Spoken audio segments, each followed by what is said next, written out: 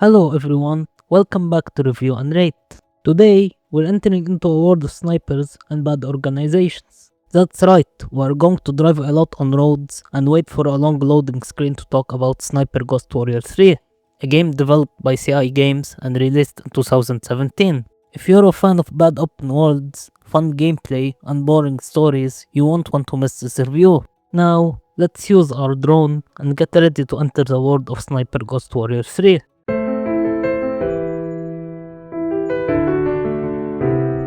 Sniper Ghost Warrior 3 delivers gameplay that is okay overall, but heavily mixed. It can be genuinely fun at times, yet it's also clearly poorly designed in several areas, which constantly holds it back. This time, the series shifts to an open world design, completely abandoning the mission by mission structure of the first two games. I don't mind this change at all. In fact, it was a smart idea, but if you're going to go open world, the game needs to be designed in a way that actually makes the structure engaging. Thankfully, the core gameplay here is far better than the first two games. There's a noticeable improvement in how things feel, but unfortunately, several design issues stop it from being truly good. Like most open world games, you have main missions and side missions, while also having most wanted targets that reward you with money to buy weapons. You can also collect items scattered across the map, unlock skills using skill points, drive vehicles, hunt animals, and fast travel across a large open map once areas are unlocked. On paper, this all sounds great. The problem is that despite fast travel, the game still forces you to walk and drive long distances constantly, often while listening to boring and unnecessary dialogue during missions. These moments completely kill the pacing and pull you out of the fun. The game gives you tools to help navigate its systems, including a feature that highlights enemies, clues, and important objectives, which is genuinely useful. There is also a clear mechanics list that explains how everything works, so you're rarely confused about what to do. Movement and interaction are improved. You can climb, hide enemy bodies, and loot them, but looting often feels slow and awkward due to long animations, making it less engaging than it should be. One of the best additions is the drone, which allows you to scout enemy positions. You can also hack cameras, disable surveillance, and plan your approach. Combined with hacking systems, this adds a strong tactical layer to the gameplay. Stealth is significantly improved compared to the first two games. You're encouraged to be creative, performing takedowns of multiple enemies at the same time, interrogating them for information, creating distractions, and approaching encounters in multiple ways. This is easily one of the strongest aspects of the game. There's also a solid variety of weapons and gadgets, and the ability to craft different types of sniper bullets is a fantastic addition that makes long-range combat more interesting. Sniper kills are finally satisfying. Unlike the first two games, enemies die in a believable way, and the bullet cam is far better executed here. Watching shots land never gets old and is one of the game's biggest highlights. However, enemy behavior is widely inconsistent. Sometimes enemies somehow know your exact location the moment they're alerted, even calling in mortars before they've actually spotted you. Other times, they act like complete idiots. They become stupid when their friends are dead and repeat the same voice lines over and over. It's funny at first, but quickly becomes dumb and immersion breaking.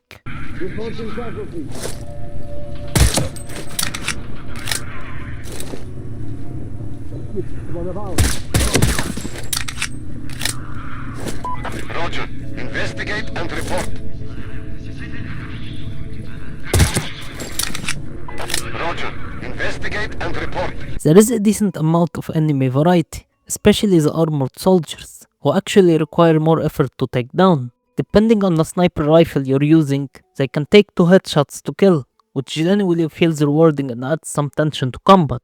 With all of that in place, you might think this would add up to a solid game, but this is where the major issues start to drag everything down. First, there are no manual save files. Restarting the game means losing progress, and you're forced to rely entirely on a terrible checkpoint system. Every time you die, you respawn far away from where you were, and on top of that, you're hit with painfully long loading screens just to get back into the action. This completely kills the momentum and drains the fun out of what could otherwise be enjoyable gameplay. And it doesn't stop there. Every time you boot the game back up, you're greeted by yet another long loading screen. The constant waiting becomes exhausting, and over time it seriously damages the overall experience. To make matters worse, The game is riddled with glitches and technical issues. Enemies sometimes T-pose when they die. Weapons can get stuck, like my sniper rifle remaining in my character's hands while driving. And there are plenty of other bugs beyond these examples. None of them are game breaking on their own, but combined, they make the game feel unpolished and frustrating. But now, let's talk about the story.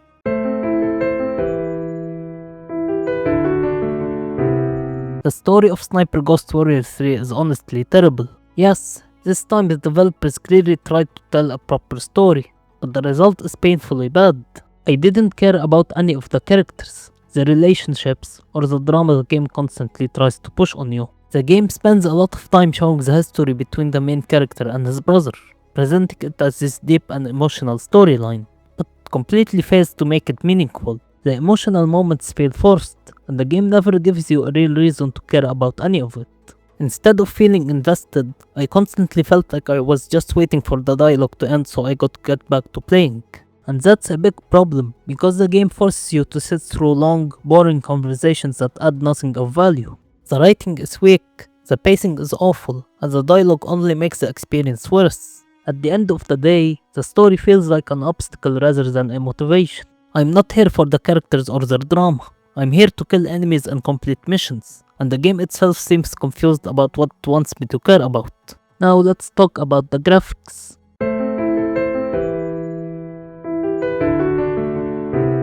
The graphics in Sniper Ghost Warrior 3 are good overall, but they come with some noticeable issues, and even for a 2017 release, they feel a bit outdated. The biggest problem is easily the character models. They look strange and often outright ugly, which makes it hard to take the story or dialogue seriously. To make things worse, many characters don't even look directly at you when they're talking, and sometimes their lip sync is completely missing, with mouths barely moving at all. It looks awkward and unfinished. Leave us alone, please! We know nothing! Please, don't shoot me! Animations also leave a lot to be desired. Movement and character actions often feel stiff and outdated, and there are moments where things just don't line up properly. One example is during the sniper bullet camera. Sometimes it doesn't even look like your character is aiming or shooting in the correct direction, which breaks immersion. The cutscenes are another weak point. They are not outright broken, but they feel very cheap and low quality, especially compared to the rest of the game. They lack polish and don't match the cinematic tone the game is clearly trying to go for. That said, the environments are where the game really shines. The open world areas look genuinely good, with solid lighting, nice scenery, and a clear visual improvement over the first two games. These locations are easily the best looking part of the experience. Still, even with these improvements, the visuals as a whole feel dated, especially considering the year it was released. Now let's talk about the sound.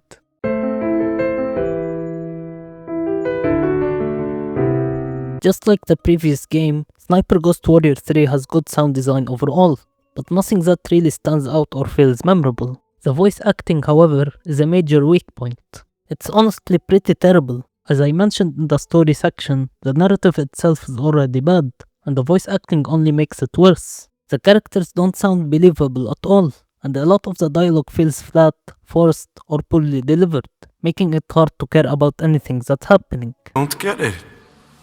I'm in control. Now, there are 3 of us, and 3 rounds in this pistol. If the old man dies, you get to ask me all about Robert North. If you die, the old man walks. And you? I'll be dead. Of course, you could shoot me now and save the old man. But deep down you want to know about your brother. On the other hand, the environmental and weapon sounds are well done. Gunshots, sniper rifles, explosions, and ambient sounds all sound solid and realistic, and they do a good job of supporting the gameplay itself.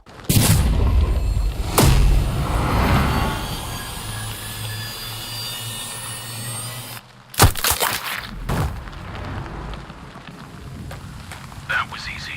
The soundtrack is also quite good. The use of Georgian music fits the setting well and gives the game some atmosphere. These tracks are probably the most enjoyable part of the audio experience.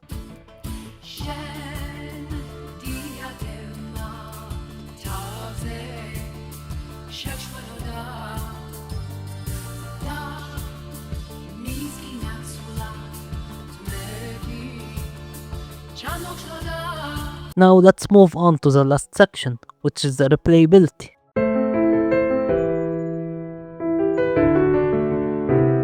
When it comes to replayability, Sniper Ghost Warrior 3 does offer a decent number of options. While some of them are fun, others are either unplayable or hard to justify coming back to. The multiplayer mode is basically dead. Just like the first two games, there are no players, so it might as well not exist. There is the Sabotage DLC, which focuses on another character in the game that I honestly don't care about at all. That said, the gameplay itself is fun, so if you ignore the story completely, it can still be worth playing purely for the mechanics. There's also the Escape of Lydia DLC, which again centers on a character I don't care about, but this one is actually more enjoyable. It's not open world, which makes it more focused and less tedious, and because of that, it ends up being the better DLC option overall. You can replay the main game on higher difficulties, but personally, I don't see much reason to do so. I already completed the main story, side missions, and assassinations, and since it's an open world game, replaying it means going through the same large areas again. Combined with the terrible story, it just doesn't feel worth the time. So now, let's summarize everything with my overall impression.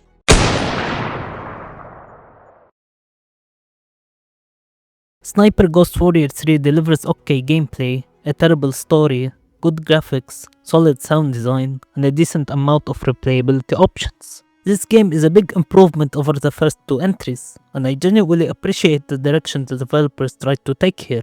The open world design, improved stealth, and more satisfying sniper gameplay showed real progress for the series. However, despite those improvements, the game still suffers from major flaws: poor storytelling, technical issues, long loading times, and questionable design choices that constantly get in the way of the fun. Because of that, I wouldn't call this a good sniper or shooter game overall. That said, it can be a fun game at times, especially when everything works as intended.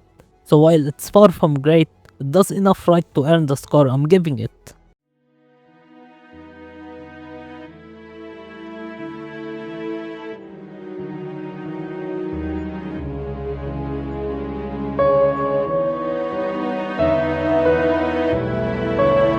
Don't forget to like and subscribe for more insightful review videos. Feel free to share your thoughts on whether the points I've raised resonate with you or if you have a different perspective. And leave your suggestions in the comments about which game you'd like to see reviewed next. That's it for today. I hope you enjoyed this video and thank you all for watching.